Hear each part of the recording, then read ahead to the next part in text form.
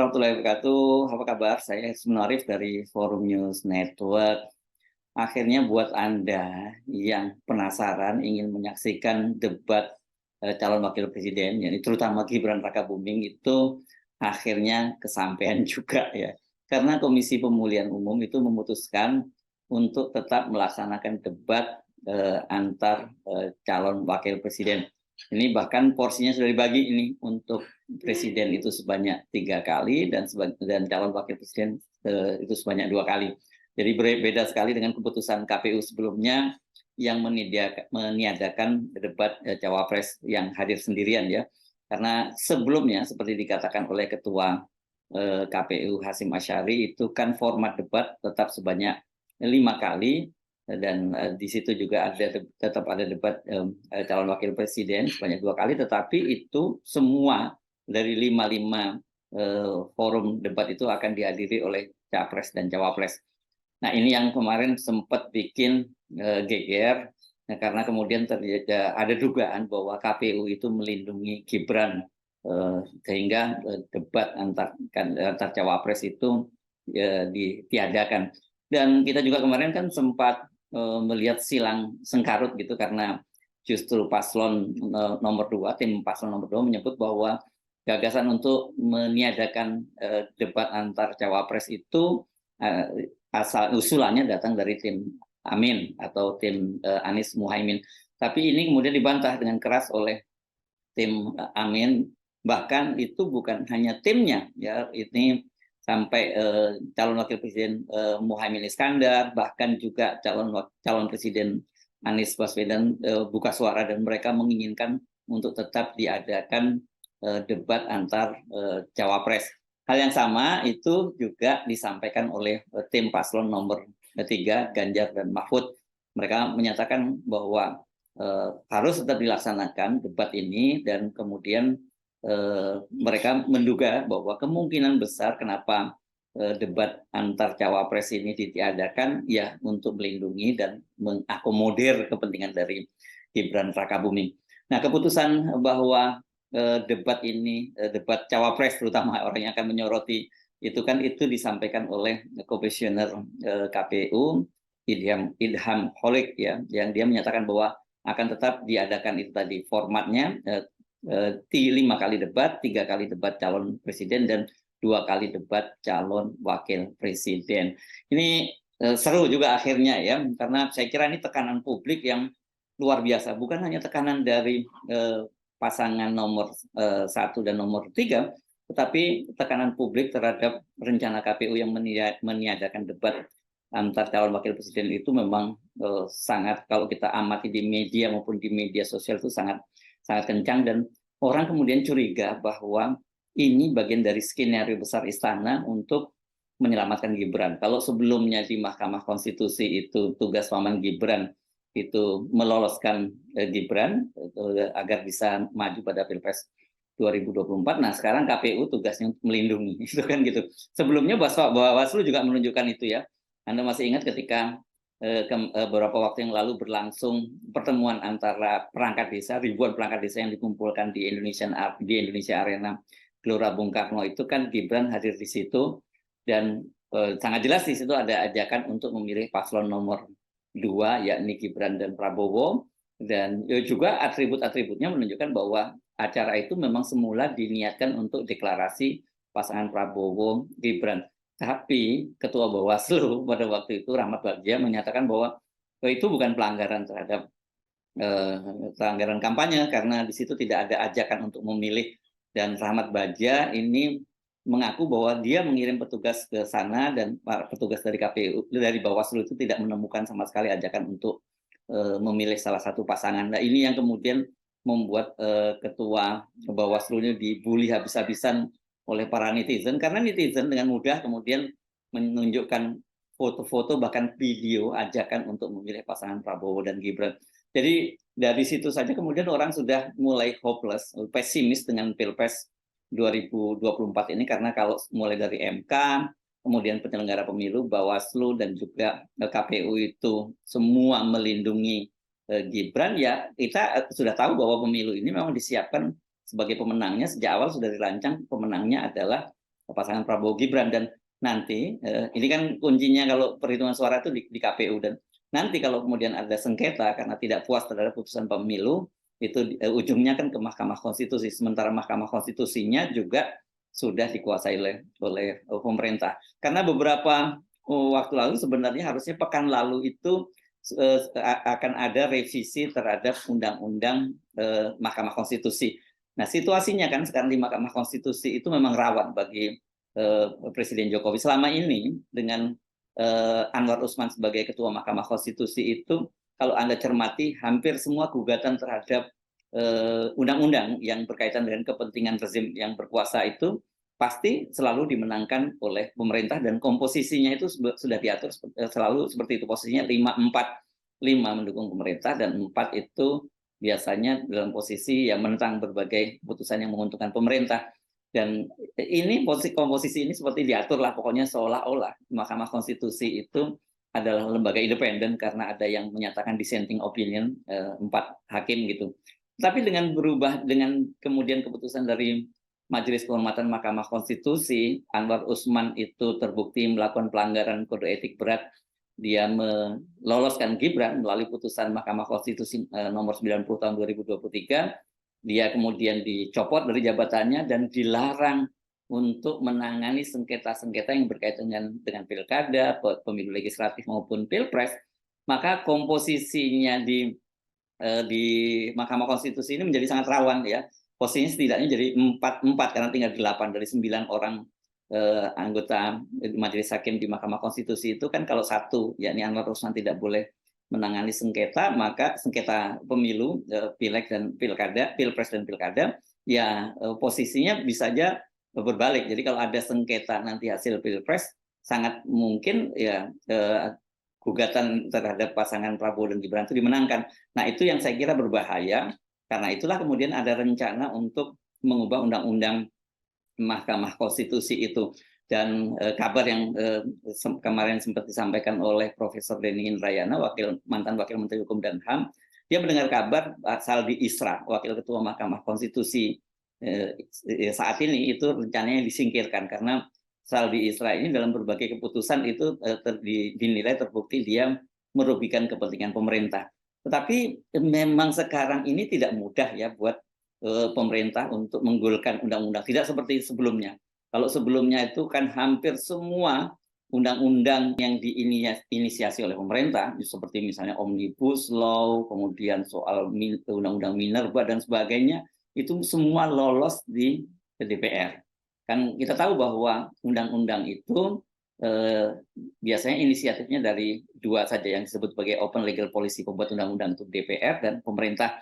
Dan dengan posisi pada waktu itu pemerintah menguasai mayoritas kursi di parlemen, karena praktis pada waktu itu yang menjadi oposisi itu hanya PKS dan Demokrat, dan jumlah kursi pendukung pemerintah, partai pendukung pemerintah di parlemen mencapai 81,9%, maka apapun undang-undangnya itu bisa digolkan oleh pemerintah. Tapi sekarang situasinya berbeda ya, setelah kemudian Nasdem membelot dengan mencalonkan Anies Baswedan, kemudian sekarang diusung bersama dengan PKS dan PKB, dan kemudian PDIP berkoalisi dengan P3 mengusung Ganjar Pranowo Mahfud MD. Maka kalau dua kubu ini, kubu paslon 1 dan paslon 3 itu digabungkan, maka mereka itu sekarang sudah menguasai 53,60% kursi di parlemen. Jadi saya kira tidak mudah sekarang ini kalau Presiden Jokowi ingin mengubah undang-undang Mahkamah Konstitusi, karena pasti terutama PDIP kalau kita lihat gelagatnya pasti akan menjadi partai yang pertama mengganjal undang-undang ini. Jadi situasinya memang sekarang ini tidak sepenuhnya Pak Jokowi bisa mengontrol itu. Jadi karena itu ya tekanan-tekanan terhadap KPU, terhadap yang sekarang yang terjadi ini harus kita lihat sebagai perubahan konstelasi politik itu. Karena dalam kasus ini kelihatannya posisi paslon 1, tim paslon 1 dan paslon 3 itu dalam satu kubu, menolak keinginan untuk meniadakan debat calon presiden dan debat antar calon wakil presiden. Dan pada waktu itu dari sisi tim paslon 3 menyatakan bahwa tidak ada kesepakatan seperti yang dikatakan oleh tim paslon Prabowo Gibran bahwa ada kesepakatan bahwa debat calon wakil presiden itu ditiadakan. Nah, menurut Todung Mulya Lubis dari divisi hukum timnya Ganjar Mahfud itu bahwa yang mereka sepakati itu baru soal waktu dan tempat pelaksanaan. Tetapi formatnya seperti apa itu belum disepakati. Begitu juga dengan dari tim paslon 1 ya, Anies dan Muhaimin. Ini yang disampaikan oleh Nihayatul Wafiroh itu dia punya catatan lengkap tentang hasil tentang notulensi dalam rapat yang berlangsung tanggal 29 November lalu di KPU.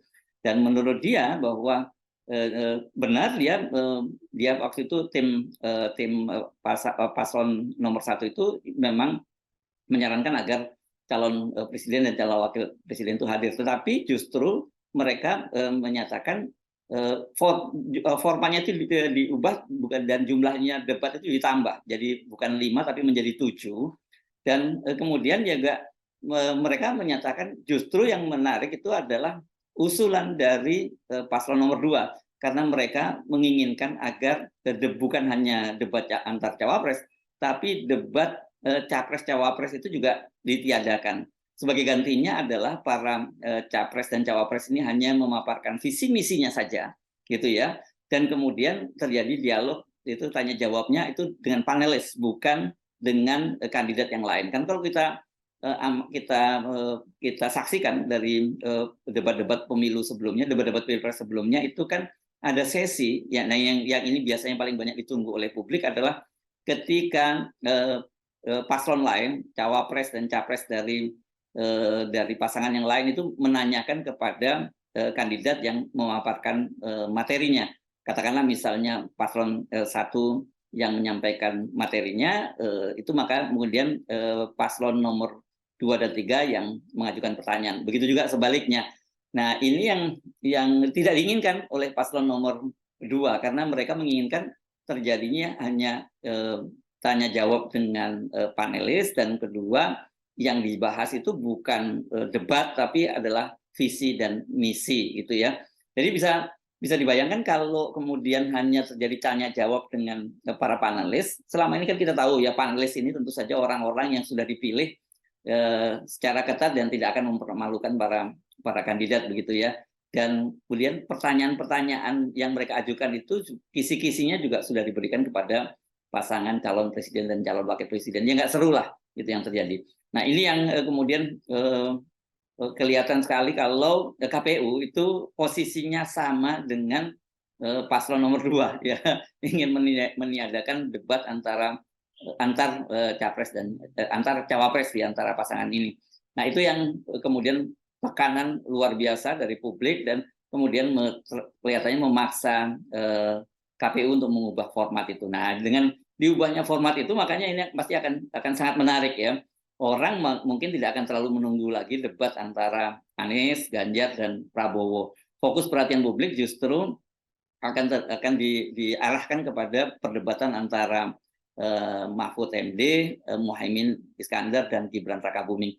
Dari sekarang pun kita sudah bisa membayangkan seperti apa debatnya. Ini sebenarnya ya nggak seimbang. Kalau seperti pertandingan tinju ini antara kelas berat melawan kelas bulu. Kan gitu, orang seperti Pak Mahfud MD ini kan jam terbangnya luar biasa. Dia pernah di DPR, kemudian pernah di lembaga yudikatif karena pernah menjadi ketua Mahkamah Konstitusi, dan juga dia kemudian pernah menjadi menteri pertahanan, dan sekarang menjadi Menko Polhukam. Selain itu dia sejak mahasiswa juga dikenal sebagai seorang aktivis. Jadi saya kira berdebat semacam ini buat Mahfud MD ya biasa-biasa saja, karena itu ketika ditanya oleh wartawan kemarin tentang isu ditiadakannya debat antar cawapres, dia menyatakan mau ada debat atau tidak dia ayo saja, itu dia nggak jadi masalah.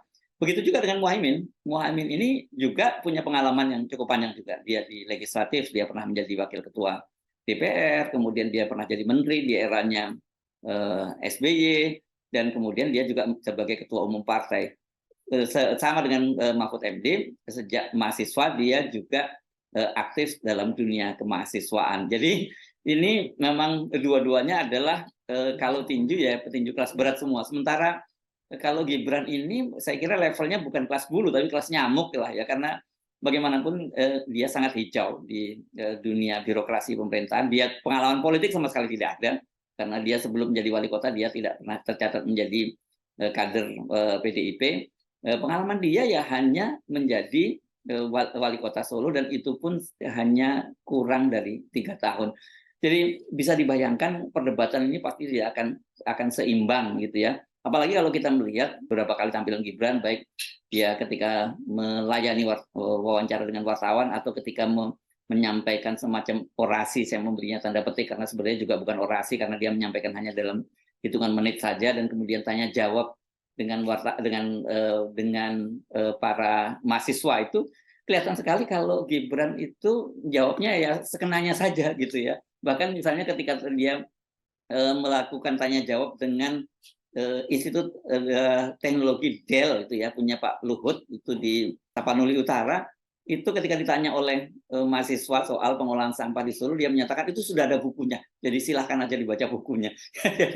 Jadi dari sini nggak berlebihan kalau kemudian orang curiga bahwa peniadaan rencana semula dari KPU untuk meniadakan debat itu ya betul-betul sepenuhnya untuk melindungi Gibran Rakabuming. Jadi sekarang dengan keputusan KPU ini, ya kita pegang ya keputusan KPU bahwa itu akan dilaksanakan debat calon wakil presiden sebanyak 2 kali.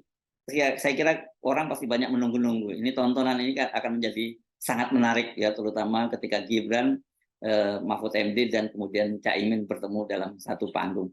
Kira-kira kalau Anda diminta bertaruh, ini kan saya nggak menyuruh Anda bertaruh serius ya, karena taruh nanti Anda dibilang ini judi gitu. Kira-kira Anda kalau mau bertaruh pegang siapa nih? Karena sekali lagi saya ingatkan bahwa jangan terlalu underestimate terhadap Gibran.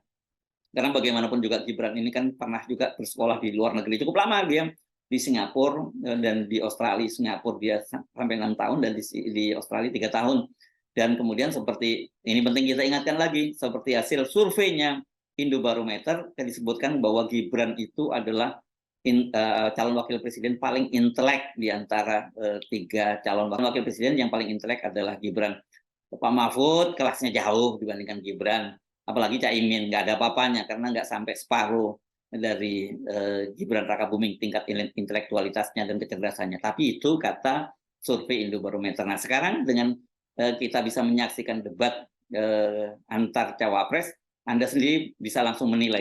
Jangan menggunakan penilaian dari lembaga survei, tapi Anda langsung bisa menilai berapa sih sebenarnya nilai Gibran itu, berapa nilai Pak Mahfud, dan berapa nilai Caimin. Saya Hersman Arif dari Forum News Network. Sampai jumpa lagi. Wassalamualaikum warahmatullahi wabarakatuh.